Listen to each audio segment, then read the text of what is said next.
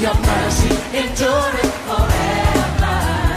Lord, you are good, yeah. Lord, you are good and your mercy endureth forever.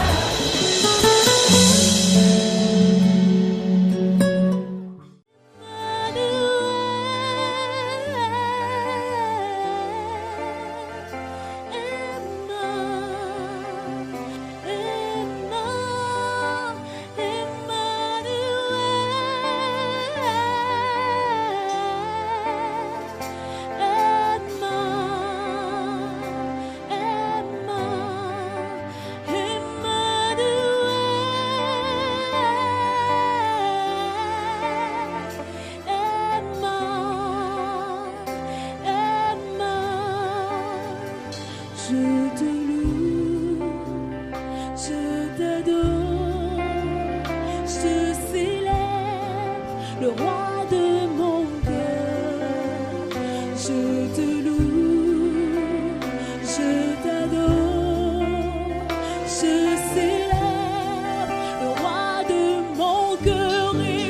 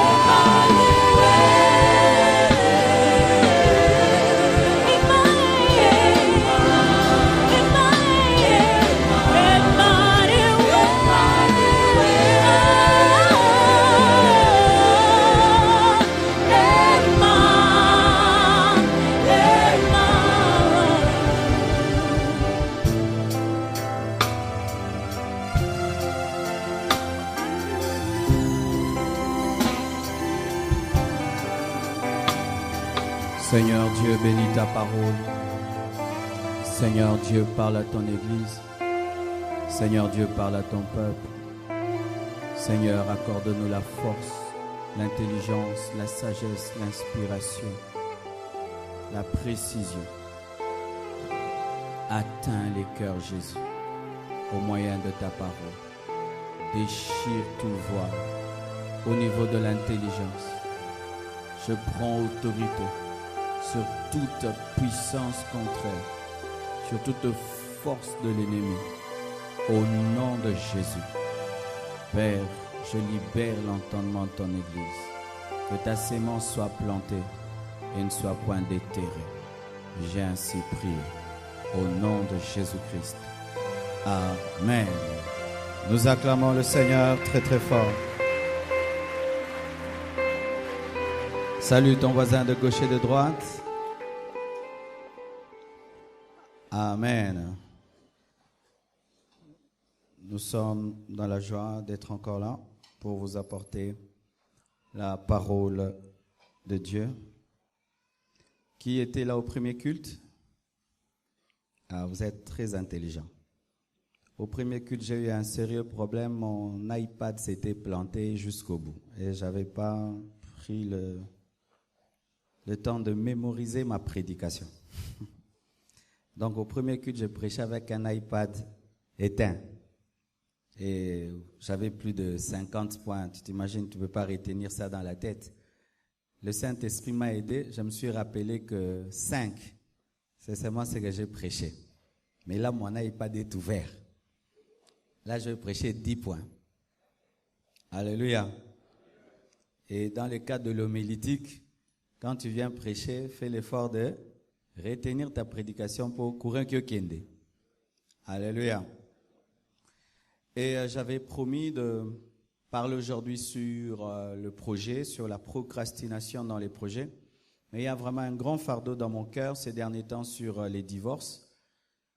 Alors, je vais couler selon que l'Esprit m'amène, au lieu de tomber dans le piège de devenir esclave du programme, au lieu d'être esclave de l'Esprit. Et je crois que désormais, c'est comme ça que je vais commencer à travailler.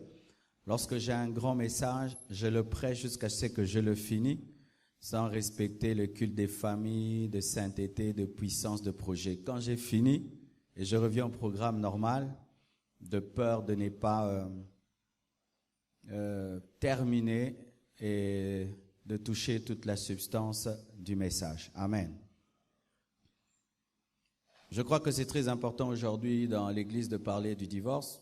Les musiciens chrétiens divorcent comme les musiciens païens. Et ils continuent à chanter. Ça m'étonne aussi. Donc on divorce et puis on continue à chanter. Les pasteurs divorcent et puis tiennent des séminaires sur le mariage. Les pasteurs divorcent et puis les églises d'air doublent, comme si les fidèles n'attendaient que ça. Et les fidèles à l'église divorcent, ils quittent ici, ils se remarient là-bas. Et même les chrétiens aujourd'hui trouvent normal, même dans des mariages, de quelqu'un qui s'est remarié 4 fois. Donc, c'est comme si le mariage n'a plus de valeur dans l'église.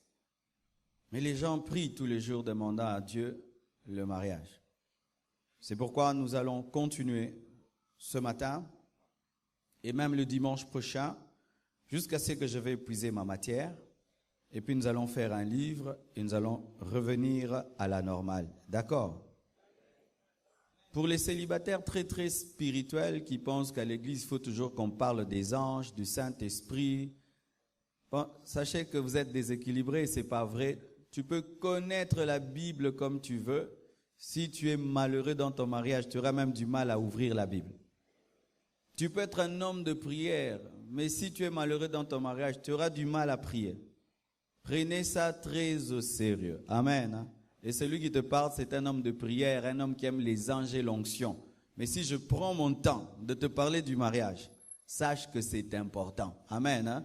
Ne soyez pas plus spirituel que vos pasteurs. On ose la mkolo et la maté à Saint-Esprit. Le Saint-Esprit est venu pour que tu te maries à Jésus. Il est venu pour un mariage, le Saint-Esprit. Aujourd'hui, je vais parler de 10 stratégies pour vaincre l'esprit de divorce. Et comme à partir de dimanche, nous allons commencer à prêcher 50 minutes, je vais commencer à prêcher avec un chrono. Comme ça, je me suis donné 45 minutes et je commence. Et je dois finir dans 50 minutes. Que Dieu m'aide. C'est pas facile de se résumer lorsque tu es habitué à prêcher 1h20. Intercesseur, priez pour moi. Amen. Que Dieu me donne un esprit de résumé. Nous sommes debout, nous allons lire Proverbe 2, versets 1 à 22.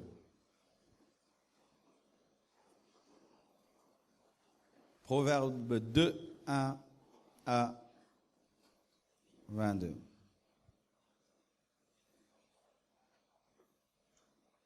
Vous y êtes? Si tu ne trouves pas le livre de Proverbes, soit tu es un chrétien aventurier, soit tu es un bébé spirituel. Je préfère que tu sois un bébé spirituel. Amen. 1, 2, 3. Allons-y. Mon fils, si tu reçois mes paroles, et si tu gardes avec toi mes préceptes, si tu rends ton oreille attentive à la sagesse, et si tu inclines ton cœur à l'intelligence, oui, si tu appelles la sagesse, et si tu élèves ta voix vers l'intelligence, si tu la cherches comme l'argent, et si tu la poursuis comme un trésor, alors tu comprendras la crainte de l'Éternel, et tu trouveras la connaissance de Dieu. Car l'Éternel donne la sagesse. De sa bouche sortent la connaissance et l'intelligence.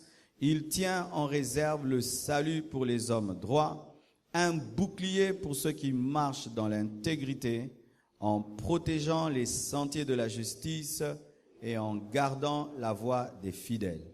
Alors tu comprendras la justice, l'équité, la droiture, toutes les routes qui mènent au bonheur. Car la sagesse viendra dans ton cœur et la connaissance fera les délices de ton âme. La réflexion veillera sur toi, l'intelligence te gardera pour te délivrer de la voie du mal, de l'homme qui tient des discours pervers. L'intelligence protège, la réflexion protège. Amen. De ceux qui abandonnent les sentiers de la droiture afin de marcher dans des chemins ténébreux, qui trouvent de la jouissance à faire le mal, qui mettent leur plaisir dans la perversité, qui suivent des sentiers détournés et qui prennent des routes tortueuses. Pour te délivrer, la connaissance, la sagesse délivre des hommes pervers et délivre de la femme étrangère, de l'étrangère qui emploie des paroles doucereuses, qui abandonne l'ami de sa jeunesse et qui oublie l'alliance de son Dieu. Car sa maison penche vers la mort et sa route mène chez les morts. Aucun de ceux qui vont à elle ne revient et ne retrouve les sentiers de la vie. Tu marcheras ainsi dans la voie des gens de bien, tu garderas les sentiers des justes, car les hommes droits habiteront le pays, les hommes intègres y resteront, mais les méchants seront retranchés du pays, les infidèles en seront arrachés. Que Dieu bénisse sa parole. Nous acclamons le Seigneur.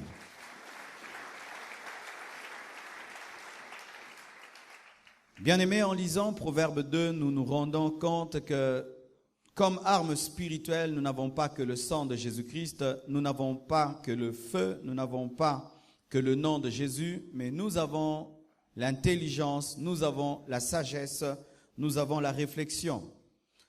La sagesse a la capacité de te protéger des hommes mauvais et des femmes mauvaises. Un célibataire insensé sera amené à épouser un conjoint insensé. Un homme marié insensé sera amené à détruire son foyer. C'est pourquoi, bien-aimés, demandez à Dieu la sagesse lorsque vous priez. Car ce sont les hommes sages qui gardent leur héritage et qui évitent les hommes pervers et les femmes étrangères qui ont brisé l'alliance avec Dieu et qui ont rejeté l'homme de leur jeunesse.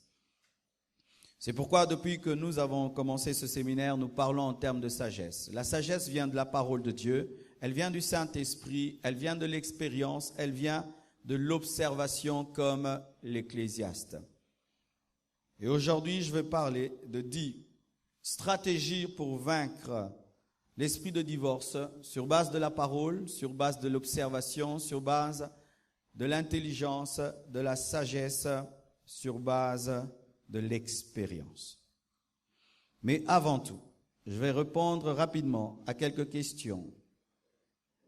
Est-ce un péché de divorcer? Oui et non. C'est un péché de divorcer lorsque tu divorces sans que ce soit pour raison d'adultère. Car la Bible ne permet de divorcer que pour raison d'adultère. Si ton conjoint n'a pas commis l'adultère et tu divorces, tu as commis le péché. On ne divorce pas parce qu'on n'aime pas le caractère, on ne divorce pas parce que la femme ou l'homme est sorcier, on ne divorce pas parce que la femme est stérile ou l'homme est stérile, on ne divorce que pour raison d'adultère et ce n'est pas une obligation, la Bible te demande de pardonner. Et si tu n'arrives pas à pardonner, tu es libre de divorcer pour seulement raison d'adultère. Une autre raison, c'est lorsque deux personnes se sont mariées étant des païens et elles se convertissent, l'une se convertit plutôt et l'autre reste païenne. Ton mari devient chrétien et toi tu es païenne et puis tu dis j'arrive pas à vivre avec un mari qui prie beaucoup, qui va à l'église, qui donne la dîme. Moi, j'aurais aimé un mari qui va dans les boîtes de nuit. Je me sépare. Ton mari est libre de se remarier selon 1 Corinthiens 7. Si ta femme est païenne, elle refuse de vivre avec toi parce qu'elle ne supporte pas la chrétienté, elle s'en va. Tu es libre de te remarier selon 1 Corinthiens 7. Aussi, la mort. Nous sommes engagés tant que le conjoint est vivant, mais s'il meurt, tu es libre de te remarier. Mais pour ce qui est des veufs et des veuves, et précisément on parle des veuves, lorsqu'une veuve est jeune, la Bible la conseille de se remarier, de peur qu'elle brûle. Mais si elle est âgée, la Bible conseille la veuve de servir le Seigneur comme Anne, de se consacrer à l'œuvre de Dieu. Mais souvent, en Afrique, les femmes veuves qui sont jeunes ont du mal à se remarier parce que leurs enfants ne comprennent pas que maman est maman, mais maman aussi a une vie et maman a besoin d'avoir un mari. Ainsi, il y a des veuves qui restent veuves, non pas qu'elles n'ont pas besoin d'un homme, mais parce que les enfants n'ont pas la maturité de comprendre que maman aussi a besoin d'être heureuse. Amen. On m'a posé la question, s'il arrivait que ma femme ou mon mari m'empoisonne, tu manges, et puis tu te retrouves à l'hôpital et les médecins, sans supposition, confirment que tu as eu à prendre du cyanure et que c'est ta femme qui l'a mis dans ta nourriture, est-ce que tu peux divorcer? Bien-aimé, à ce sujet, je n'ai pas un verset précis. Amen. J'ai répondu précisément pour ce qui est de l'adultère, de la mort, pour ce qui est d'un infidèle qui se sépare, parce que j'ai des versets clairs. Mais pour ce qui est d'une tentative d'empoisonnement, je n'ai pas de verset clair. Mais je crois qu'on ne se marie pas pour mourir. Et tu peux appliquer le verset qui dit que si on te persécute dans une ville, fuis dans une autre.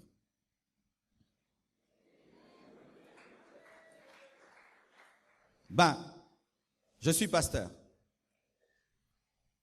Une femme vient, elle dit, pasteur, mon mari m'a empoisonné, avec des preuves. Elle sort du coma. Je vais la visiter même à l'hôpital, elle est dans le coma. Je dis, maman, qu'est-ce qui se passe? Mon mari a voulu me tuer. Pourquoi? Il veut que je meure pour épouser une autre. Et c'est ça vraiment sa décision, oui. En tant que pasteur, je ne vais pas lui dire, maman, rentre là-bas. Parce que si je lui dis de rentrer, elle meurt. Qui l'a tué? C'est moi. Il y a une dame. Son mari l'a trompée. Et elle avait décidé de ne plus avoir des relations intimes avec son mari parce qu'elle avait peur d'être infectée, d'attraper le sida. Et pendant, je crois, 5 ans, elle a évité d'avoir des relations intimes avec son mari. Et l'église est venue. Maman, une femme soumise se donne à son mari. Ton corps, c'est le corps de l'homme. Mais quel homme? Ton corps appartient à ton mari. Tu dois lui donner. Après une grande pression de l'église, elle a cédé et elle a attrapé le sida. Le mari sidatique, sidéen ou sidatique? Sidéen? Sidéen, sidatique. Et elle aussi. Avant, c'est papa qui allait mourir et laisser quand même les enfants avec maman. Mais là, c'est papa et maman qui vont partir. Pourquoi? Parce que l'église a prêché l'évangile sans tenir compte qu'on est en 2016. Au temps de Paul, il n'y avait pas de sida. C'est pourquoi d'ailleurs je dis, si tu pardonnes à ton mari lorsqu'il tombe dans l'adultère, avant de t'unir à lui, il doit faire les examens. Si tu pardonnes à ta femme d'être tombée dans l'adultère, avant de t'unir à elle, elle doit faire des examens parce que vous ne vous mariez pas pour mourir. Encore une autre question. La Bible nous dit que l'homme peut répudier la femme pour raison d'adultère, mais la Bible ne nous précise pas si la femme peut, pas répudier, parce que c'est celui qui épouse qui répudie, mais la Bible ne nous dit pas clairement si la femme peut divorcer pour raison d'adultère de son mari. Quelle est ma réponse à ce sujet? Les hommes profitent du silence de la Bible par rapport à l'adultère de l'homme pour dire c'est seulement l'homme qui peut répudier pour raison d'adultère, la femme doit pardonner. C'est pourquoi il y a beaucoup d'hommes qui aiment que leurs femmes prient beaucoup à l'église. Comme ça, pendant qu'ils commettent des adultères, le pasteur est en train de calmer leur maman et leur dire pardonne, pardonne, pardonne. Moi, je ne suis pas ce pasteur-là. Papa, si tu vis très très mal et puis tu laisses ta femme à la compassion pour que moi je la distraie pendant que tu vis très mal, c'est une mauvaise adresse, il faut la prendre. Ici, je vais lui ouvrir les yeux. Et je dis la vérité. Pourquoi? J'ai 2 filles à la maison. Je ne prêche pas l'évangile des hommes, je prêche la Bible. Voici ma réponse aux hommes. Les hommes, vous êtes prêts? C'est bon. Jésus-Christ, dans son ministère, on lui a posé une question. Les soldats, les militaires sont venus et lui ont posé la question. Jésus, qu'est-ce que tu nous dis à nous? Jésus a dit, contentez-vous de votre solde, n'est-ce pas? Réponse aux militaires. Est-ce qu'il a parlé aux fonctionnaires? Est-ce que, parce que Jésus-Christ n'a pas parlé aux fonctionnaires, qu'il n'a rien dit aux fonctionnaires, si le militaire doit se contenter de sa solde, le fonctionnaire doit se contenter de son salaire. Donc, si l'homme peut répudier sa femme pour raison d'adultère, donc la femme aussi peut divorcer pour raison d'adultère? Non. Est-ce que le mariage, c'est le mariage d'un humain et d'un animal? Ce sont deux humains, n'est-ce pas? Mais maman, lorsque vos maris vous trompent, vous avez mal? Oui ou non? Papa, lorsque ton mari, ta femme te trompe, tu as mal? Si on étudie l'âme de la femme, il y a l'âme féminine, l'esprit féminin. Je crois qu'une femme aussi peut divorcer pour raison d'adultère.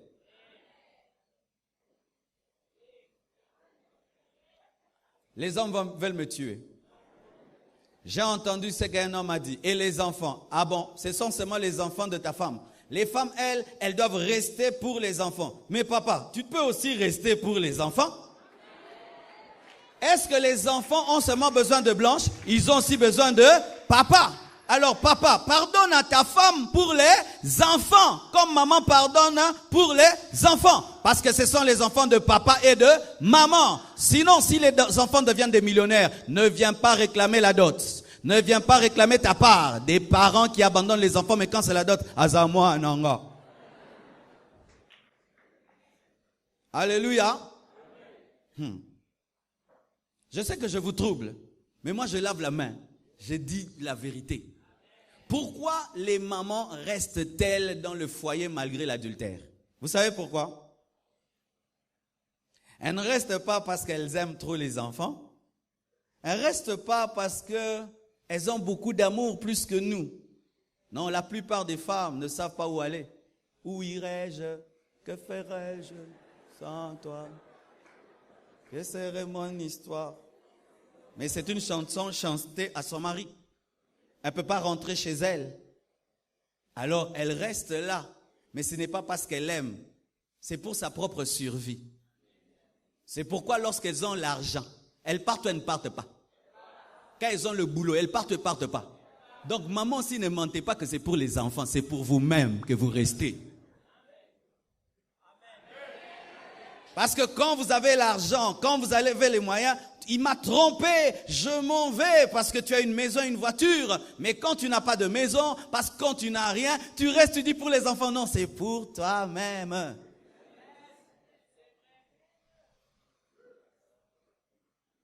Amen.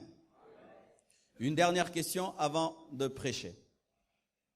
Que faire lorsque l'autre t'a menti avant le mariage? Si tu as menti sur des choses secondaires, tu pardonnes. Elle t'a menti qu'elle est vierge, tu découvres qu'elle ne l'est pas, tu pardonnes. Tu pardonnes. Elle t'a menti qu'elle est vierge et puis tu découvres qu'elle n'est pas, tu te fâches, mais tu pardonnes. Parce que c'est ta faute, il fallait bien prier.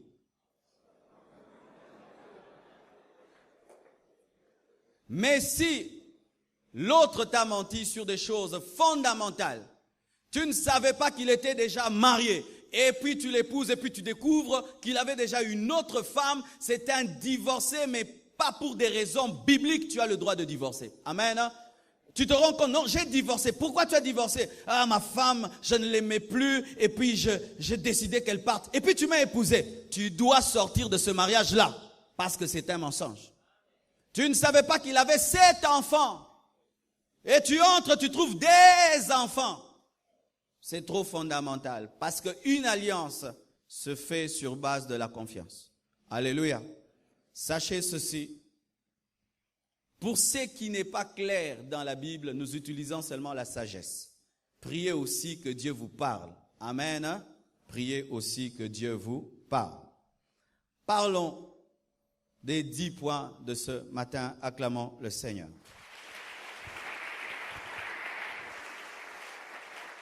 Voici un secret pour vaincre l'esprit de divorce. Épousez votre femme, votre mari tous les jours. Si tu veux vaincre l'esprit de divorce, épouse ton mari ou ta femme tous les jours. La Bible nous dit, si quelqu'un veut venir après moi, qu'il porte sa croix tous les jours. Amen. Dans le mariage de l'Église avec Jésus, Jésus demande à son épouse de renouveler tous les jours sa décision de porter la croix. Le mariage devient ennuyeux lorsque c'est un mariage de 10 ans. Il devient ennuyeux lorsque c'est un mariage de 20 ans. Mais quand on est des jeunes mariés d'un seul jour, on ne s'ennuie pas. Alors, épousez vos femmes tous les jours. Chaque jour, j'épouse ma femme. Chaque jour, je l'épouse. Chaque matin, je décide d'être un bon mari. Aujourd'hui seulement. Il est facile d'être un bon mari aujourd'hui. C'est difficile d'être un bon mari pendant 10 ans. Mais être un bon mari seulement aujourd'hui, c'est facile. Au déjeuner, je ne l'énerve pas. À midi, je ne l'énerve pas. Le soir, je ne l'énerve pas. Et puis je dis gloire à Dieu. Le matin encore, facile. Mais souvent, nous nous permettons d'être des mauvais maris lorsque nous nous disons « Je peux être un mauvais mari pendant une semaine et puis je veux me rattraper pendant les 3 dernières semaines. » Mais ce que nous ne savons pas, c'est qu'un conflit d'un jour peut engendrer un conflit d'une année. Lorsque tu peux te permettre d'être un mauvais conjoint aujourd'hui, tu risques de le devenir pendant 2 ans. Tous les jours, décidez d'être des bons maris. Et comment ? Faites le bilan de vos journées. Souvent, nous faisons le bilan de nos journées sur le péché. Est-ce que j'ai péché aujourd'hui? Est-ce que j'ai prié? Mais nous ne faisons pas le bilan sur le comportement qu'on a eu avec son conjoint. Est-ce que je lui ai parlé? Est-ce que je lui ai fait un bisou? Est-ce que je lui ai fait un câlin? Est-ce que je l'ai touché? Est-ce que je l'ai énervé? Est-ce que nous ne faisons pas cela? Nous sommes négligents dans nos relations avec nos conjoints, mais nous attendons avoir un culte formidable. Tous les jours de vos vies, battez-vous pour être des bons maris. Alléluia. Je suis un prédicateur, mais je ne suis pas qu'un prédicateur, je dois faire l'effort d'être un bon papa. Je donne l'exemple de ma journée d'hier. Ma journée d'hier, je devais bénir un mariage et je devais aller à un deuil. Mais l'école de mes enfants m'invite à l'école, c'est la journée des enfants. J'étais rarement là. Dans leur école, j'y vais rarement. Mais quand même, ce jour-là, je devais me faire voir parce que tous les parents allaient amener leurs enfants. Et on voit les enfants du pasteur, pasteur Azap et pasteur Yega-Rotea. Tes enfants vont haïr le ministère. Alors j'ai envoyé quelqu'un me représenter au deuil, un autre bénir le mariage à ma place, et moi, j'étais papa. Et les enfants ont dit que je sois swag, j'étais swag. Ah oui, parce que là, c'est pas pasteur, c'est papa. Sois cool, cool, cool, cool. Et on arrive là, c'était les jeux. Ils devaient faire éclater des ballons avec des fléchettes. Ils devaient tirer sur des cartons avec des balles de tennis. Il fallait tirer quelque part pour avoir des cadeaux. Et moi-même, j'ai pris donc non, tirer, pensa, flèche, pensa. Oh, pasteur, t'es papa. Alléluia. Il y a un temps pour tout. C'était le jour où je devais être le meilleur papa de la terre. Enfin quoi? De marquer mes enfants, mais pas seulement mes enfants, de marquer leur maman. Parce qu'une maman aime un père qui aime ses enfants. Lorsque tu as une femme qui aime beaucoup ses enfants, aime beaucoup les enfants, elle va t'aimer. Alléluia. Et d'ailleurs, c'est la stratégie. Pour vous qui voulez épouser des femmes mères, des filles mères, aime beaucoup seulement son enfant, elle va t'aimer. Stratégie. Tu veux épouser une fille mère. Toi, aimes seulement l'enfant, là, beaucoup. Et comment ça t'appelait seulement papa? Tu as déjà gagné 50%. Et je finis, je prends soin de mes enfants, ils sont contents. Maintenant, je prends la maman, je l'amène dans un restaurant que j'ai découvert. Elle est heureuse. Et aujourd'hui, je prêche. J'ai été un bon papa, un bon mari, un bon pasteur. Tout est accompli.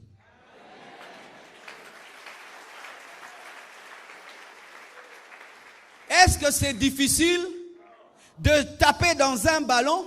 Est-ce que c'est difficile d'amener sa femme, lui faire asseoir sur une chaise seulement avec un poulet et puis tu la regardes? Ça tue qui? Ça tue personne. C'est pourquoi vous qui détruisez vos foyers, je me demande quelle énergie vous avez pour détruire, parce que c'est difficile de détruire.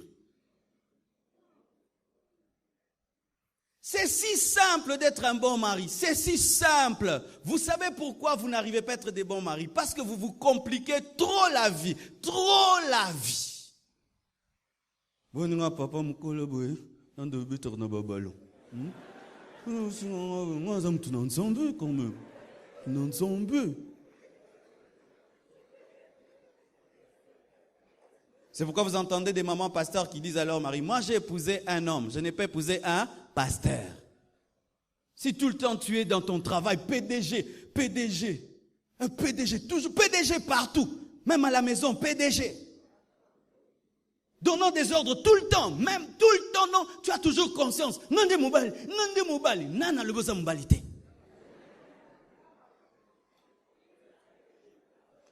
Alléluia.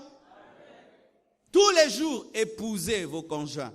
Tous les jours, soyez en lune de miel. Il y a un prédicateur qui m'a dit, pasteur, ça fait 10 ans de lune de miel. Alléluia. Il ne dit pas 10 ans de mariage, il dit 10 ans de lune de miel. Pourquoi? Chaque jour, il épouse sa femme. C'est facile d'aimer une femme qu'on a eue depuis un jour, un mari d'un jour. Mais quand on a 20 ans, 30 ans, c'est quand on commence à négliger. Deuxièmement, célibataire. Vous êtes là? J'aimerais vous parler. Chers célibataires, il est vrai que lorsque vous venez à l'église, on vous enseigne le succès. On vous dit qu'un chrétien doit réussir. Il est vrai que lorsque vous arrivez, on vous dit d'être persévérant, d'être déterminé. Mais sachez que la Bible ne parle pas que de la persévérance. La Bible ne parle pas que du succès. La Bible nous présente des hommes qui ont reculé dans la vie afin de mieux sauter. La Bible nous présente des hommes qui ont eu des grandes destinées, mais qui sont d'abord allés en prison et ensuite se sont retrouvés sur un trône. La Bible nous dit aussi qu'un homme sage voit le mal de loin et il s'échappe. Voici un principe, si vous voulez vaincre l'esprit de divorce, chers célibataires. Lorsque vous avez choisi, ne soyez pas des jusqu'au-boutistes. Amen. Il y a des mots-boutistes, mais aussi des jusqu'au-boutistes. Les jusqu'au-boutistes, ce sont des personnes qui, lorsqu'elles commencent une chose, elles doivent toujours aller jusqu'au bout. Elles se glorifient.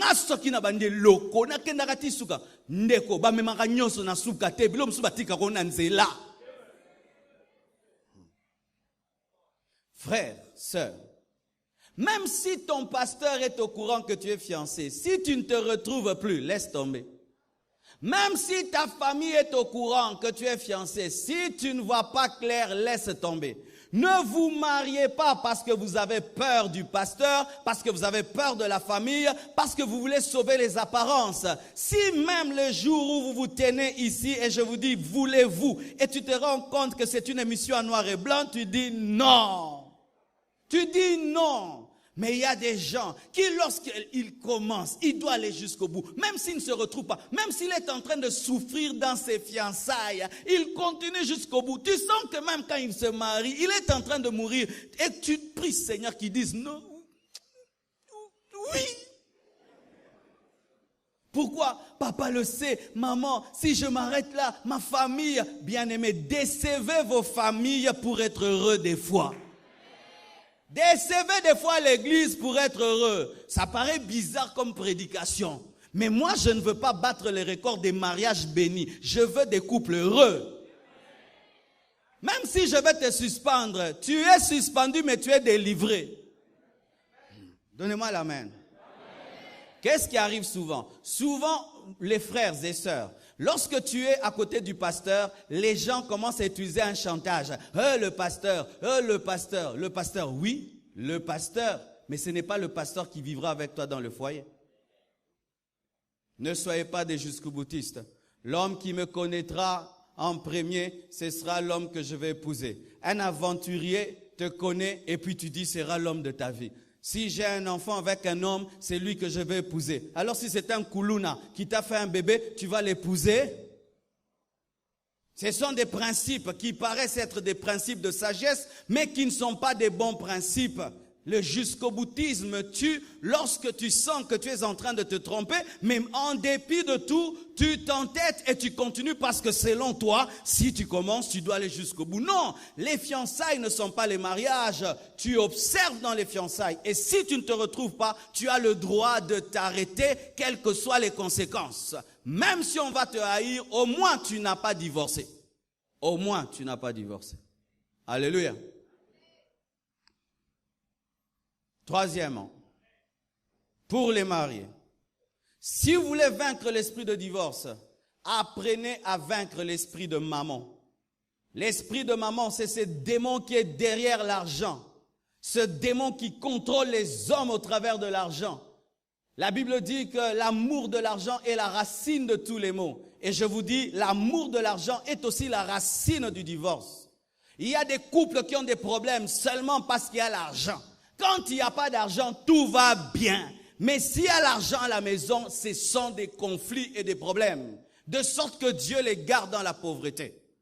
Et dans ce domaine, beaucoup de femmes tombent dans le vol dans le mariage. Beaucoup de femmes sont des voleuses dans le mariage.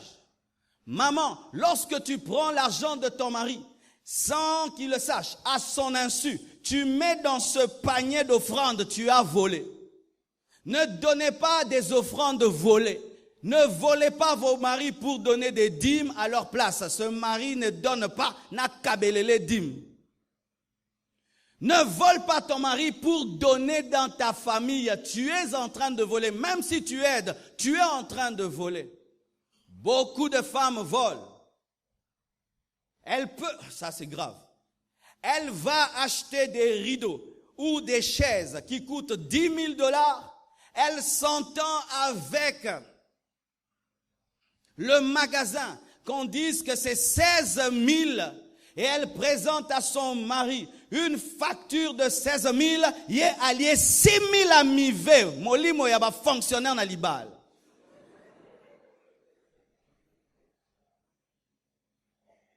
Elle construit une maison, son mari n'est pas au courant. Elle est en train de construire sa propre maison, son mari n'est pas au courant.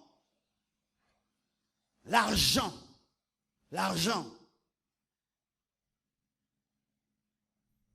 Frères et sœurs, votre manière de gérer l'argent va déterminer la paix que vous aurez dans votre maison. C'est pourquoi nous remarquons que même au Congo, les femmes qui ont de l'argent, on les épouse difficilement. Vrai ou faux? Vous savez pourquoi? Pourquoi au Congo, on épouse difficilement une femme qui a l'argent, une femme qui travaille, une femme qui a tout? Parce que l'argent, des fois, donne l'orgueil et l'insoumission aux femmes, de sorte qu'elle veut avoir la place de l'homme parce qu'elle travaille et parce qu'elle est plus riche que son mari. Ma sœur, toi qui travailles et qui gagnes bien ta vie, si tu n'arrives pas à t'humilier devant un homme parce que tu travailles, épouse ton boulot. Épouse ton travail. Sinon, il y aura 2 hommes dans la maison et ça vous fera la guerre. Car l'homme, même s'il n'a rien dans les poches, c'est lui le chef. Mutu ya libande zaka mutu, mutu ya suke zaka mutu. Alléluia. Ainsi, lorsque déjà vous travaillez et vous avez étudié, travaillez aussi votre cœur pour que vous soyez capable d'être la femme qui paye le loyer, qui paye la nourriture, mais qui est soumise. Parce que des fois, il peut se faire que c'est toi qui travailles et ton mari ne travaille pas encore. Et que dans les années, c'est lui qui va travailler, mais vous détruisez votre foyer parce que pendant un temps, c'est toi qui ramènes l'argent à la maison. Et des fois, j'entends des choses qui me font rire. Lorsqu'une femme paye la maison, lorsqu'elle paye la nourriture, elle commence à pleurer.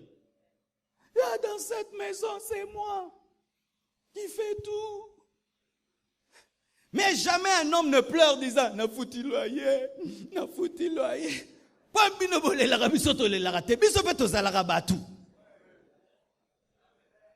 Il y a parité quand vous voulez. Quand vous voulez, il y a parité. Mais parité aussi des loyers, parité des minervales, parité d'eau, vous ne voulez pas. Mais parité seulement des commandements.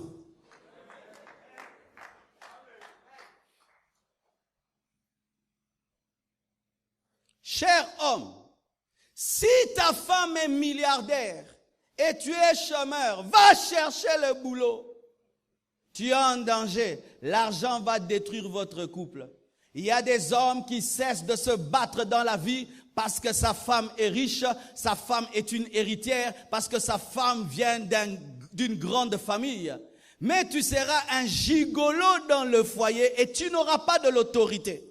Même si tu ne peux pas lui donner tout ce qu'elle a, au moins en tant qu'homme, tu fais ta part. Ou tu dis même l'eau, c'est moi qui paye l'eau dans cette maison. Ne vous glorifiez pas d'être des hommes qui ne font rien. Madame travaille et puis te ramène. Non, non. Sors chaque matin en colère, en train de chercher le travail, car il est écrit que les désirs de la femme se porteront vers le mari, pas le contraire. Alléluia. Et si même ta belle famille ne dit rien, elle se moque de toi. Ayatuma kosi moi abiso benzazo latema kosi mikolo. Ta téléphone asika mwana na bisa sombelier. Mutu kama na bisa sombelier. Est-ce que je mens? Est-ce que je mens? Ce n'est pas une gloire. Amen, hein? Et aussi, chère maman, si c'est toi qui as l'argent à la maison, ne destitue pas ton mari. Des fois, les mamans vous faites des coups d'état. Même devant les enfants qui souvent sont des matérialistes. Les enfants obéissent à celui qui achète les jouets. Si c'est maman qui achète le vélo, papa peut dire, agenouillez-vous. Maman, tu acceptes? Non, tenez-vous debout. Papa, maman a dit qu'on soit debout.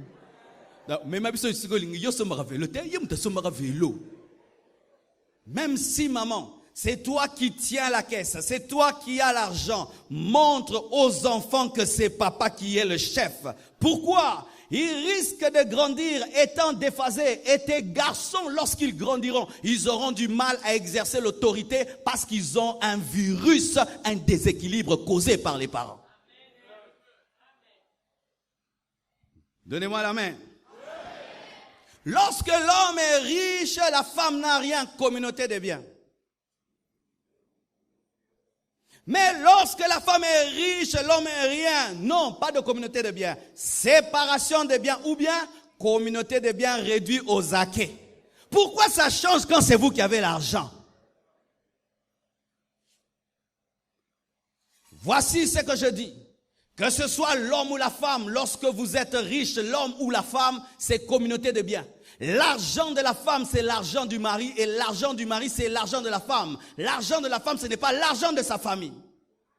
Au Congo, l'argent de la fille, c'est l'argent de sa famille. Et vous croyez en ça, vous acceptez ça. Moi, je n'accepte pas ça. L'argent de la femme de maman blanche, c'est mon argent. C'est mon argent. C'est mon argent. Parce que mon argent, c'est son argent. Et bon, il y a des alangate. Il y a des nyo sotoro kabola. Hein? Tu te bats quand tu as l'argent, c'est pour vous. Tu cherches quand tu as l'argent, c'est pour vous. Elle, quand elle a, c'est maman, c'est papa. Oh non, non, non, c'est pas maman, c'est pas papa. C'est pour nous. Parce que moi, quand j'ai, ce n'est pas papa et maman, c'est pour nous. Toi aussi, quand tu as, c'est pour nous. Donnez-moi la main. Vous savez pourquoi je dis ça? Avec le développement du monde actuel, ce sont les femmes qui auront plus de travail, n'est-ce pas? Alors si on ne vous prépare pas à ça, nous aurons des divorces dans les temps qui viennent parce que de plus en plus, ce sont les femmes qui travaillent. Voyez dehors là, beaucoup de jeunes filles sortent, voiture, mais beaucoup de frères. Oui. Est-ce que je mens? Tu vas voir une jeune fille après le culte, voiture, jeep, ceci là, travaille d'accord. Mais frère, Nzélangouba. Et c'est partout maintenant dans le monde. Hein. Les femmes travaillent plus que les hommes. Paraît-il, on a découvert que lorsqu'une femme travaille et qu'elle gagne son argent, elle apporte toujours à la maison. Mais l'homme, quand il a beaucoup d'argent, il cherche 4-5 femmes. Le monde actuel commence à favoriser plus les hommes que les femmes. Et si on ne vous prépare pas, chères sœurs, à avoir de l'argent et à vous soumettre, nous aurons des divorces. Aujourd'hui en Europe, les hommes ne veulent plus se marier. Ils ne veulent plus. Les femmes pleurent pour se marier. Les femmes sont capables de tout donner, même une maison, te donner les papiers, tout. Épouse-moi, épouse-moi. Parce que les hommes ont peur, les femmes maintenant ont tout. Et elles chassent les hommes de leur maison. Et cela peut revenir ici. Si vous ne travaillez pas vos cœurs, nous allons commencer à prier pour qu'il y ait des mariages. Nous aurons plus des concubins. Des gens qui habitent ensemble sans le mariage et qui peuvent se séparer quand ils veulent.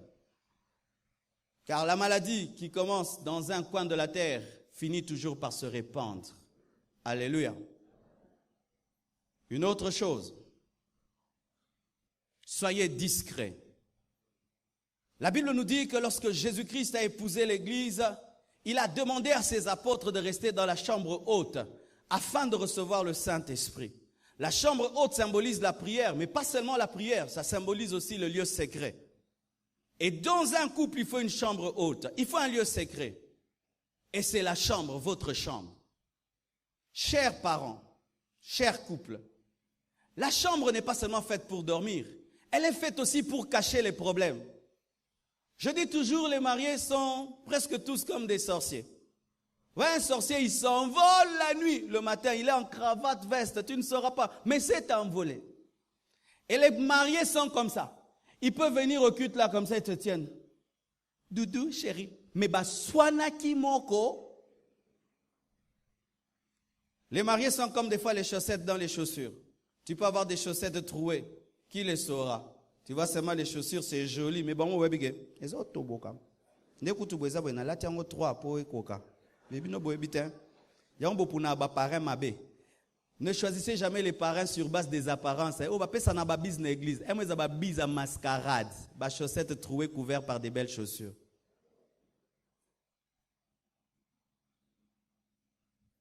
Traitez tout dans la chambre. Ce n'est pas normal que le travailleur sache que ces derniers temps, vous ne causez pas. Ce n'est pas normal que les enfants sachent que papa et maman se sont chamaillés.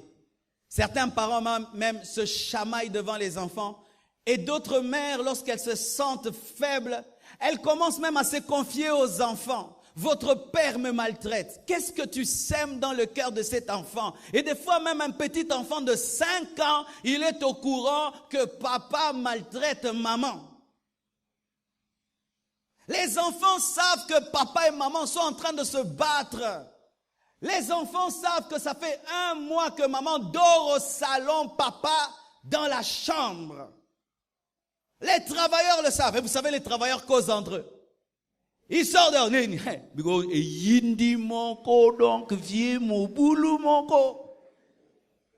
La sentinelle va le dire au sentinelle. Le chauffeur va le dire au chauffeur. Et encore, on dit tout aux amis. On dit tout aux amis. Bien aimé, on ne dit pas tout aux amis. Même si tu es mon ami, je ne te dirai pas tout. Je dis tout à Dieu. Mais il y a certains couples qui disent tout aux amis, de sorte que le mari est humilié, la femme est humiliée. Et ce qui est bizarre, c'est que nous nous confions facilement à des personnes qui ne peuvent rien apporter dans le couple, mais nous ne nous confions pas à des gens qui peuvent nous aider. C'est rare que tu viennes chercher ton pasteur. Pasteur, il y a tel problème dans mon couple, jamais. Mais tu vas le dire à quelqu'un qui ne va rien apporter, qui ne va rien arranger, mais qui ira se moquer de toi. Apprenez à être discret. Vous réglez les problèmes dans la chambre. Quand vous avez fini, vous sortez. Je ne dis pas l'hypocrisie, mais quand même, mouké kaka. Parce que l'enfant ne doit pas savoir quand même que vous êtes fâché. À table, vous mangez convenablement. Vous vous donnez la nourriture. Vous êtes oh, maman, qu'est-ce que tu as? Il n'y a rien. Il y a certaines personnes dans cette maison qui ouvrent des portes d'entrée.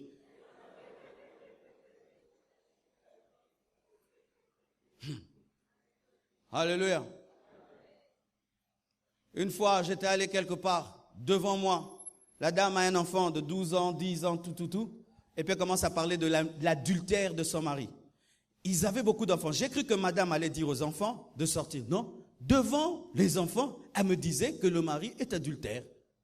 Elle disait, et puis j'ai dit, maman, pourquoi tu dis ça devant les enfants? Oh, pasteur, c'est pas un secret, les enfants le savent. J'ai dit, vous le savez? Oui, on sait, papa, non. Même son téléphone des filles.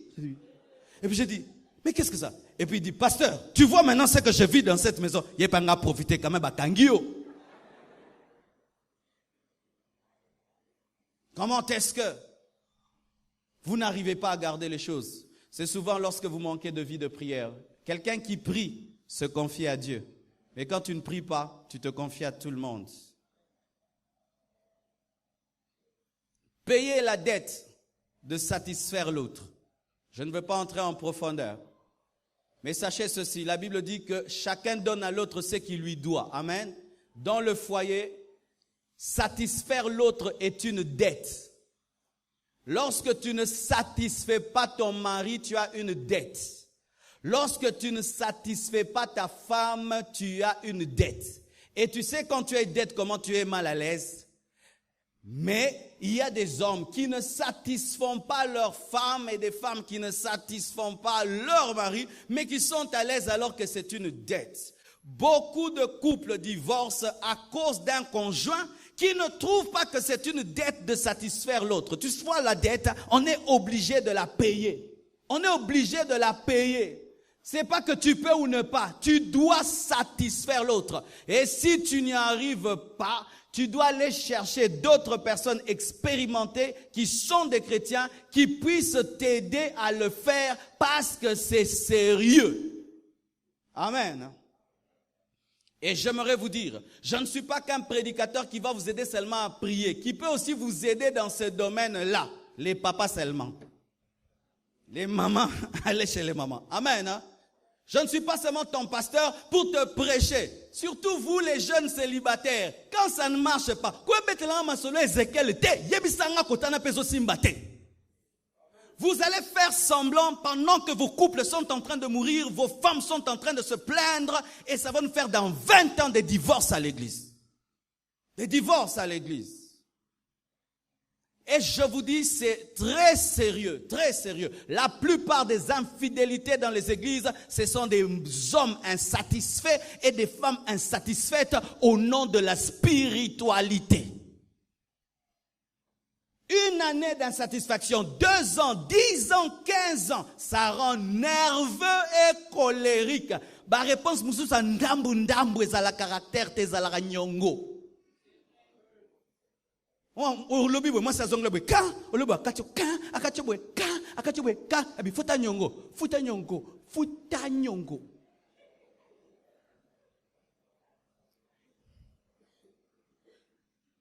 Un jour, on fera un culte seulement pour les couples. Amen. Une autre chose. Le matérialisme. Aujourd'hui, à cause du matérialisme, les couples sont en train de se détruire.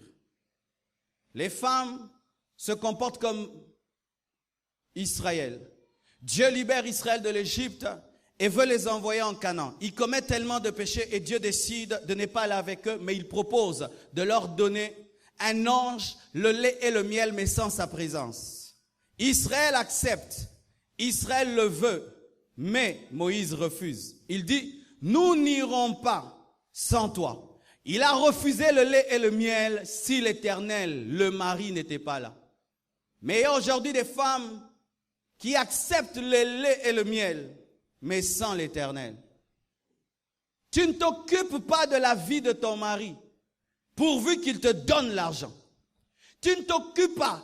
Comment est-ce qu'il rentre à 23 heures? Comment est-ce qu'il est tout le temps parti dans ses pensées? Comment est-ce qu'il ne te touche plus? Comment est-ce qu'il est devenu un si mauvais mari? Ce n'est pas ton problème. Tant qu'il te donne une voiture, tant qu'il te donne une maison, tant qu'il te donne des bijoux, tant que tu voyages, tout est accompli. Et lorsque l'homme sent dans la femme cette faiblesse, il commence à lui faire beaucoup de cadeaux pour la corrompre et avoir une permission tacite de vivre dans l'adultère. Oui, pourquoi je dis permission tacite? Ça veut dire que sans que tu le dises, tu lui as dit, fais ce que tu veux, mais donne-moi l'argent.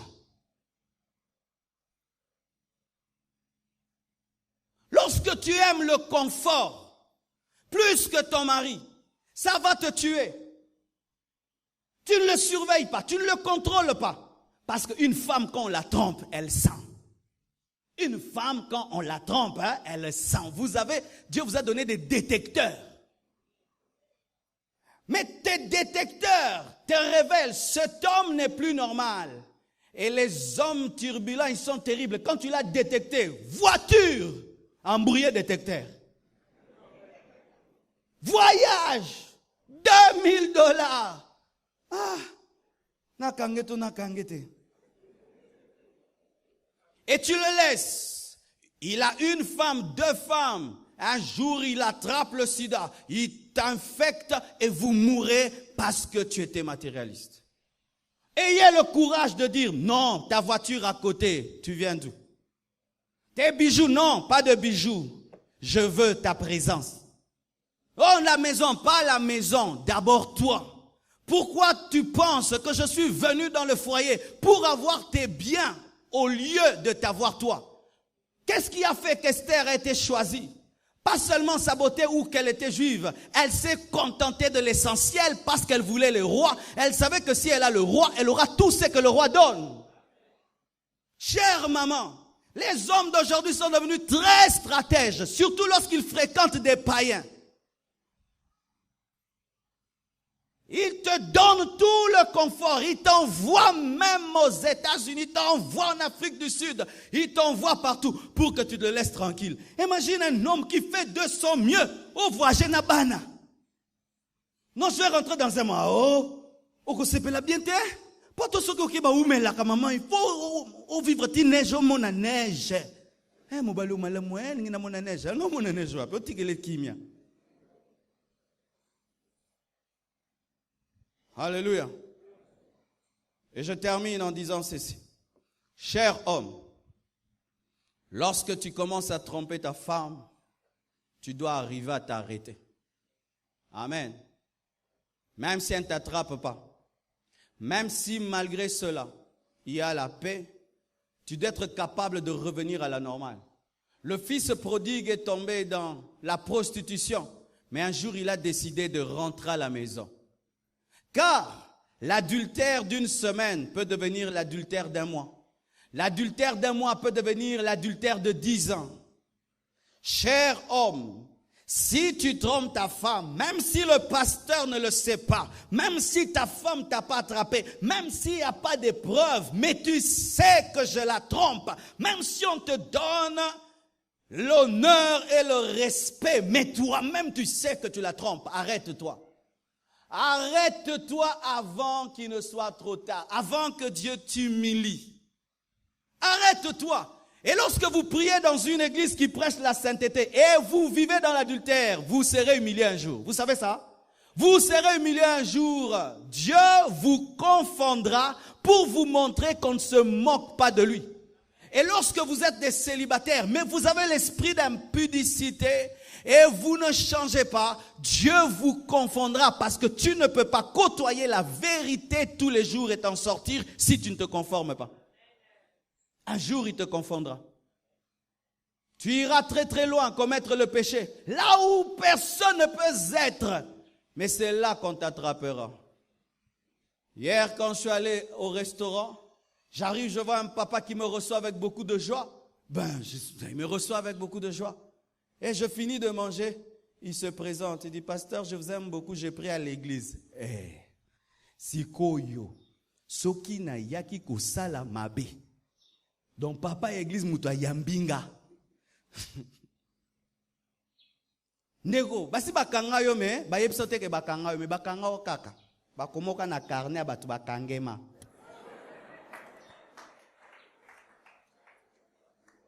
Tu peux t'arrêter de faire ce que tu fais. Tu peux t'arrêter. Dieu est capable de te pardonner. Il est capable de te libérer de cela. Si tu es sincère, il peut le faire. Que Dieu vous bénisse abondamment.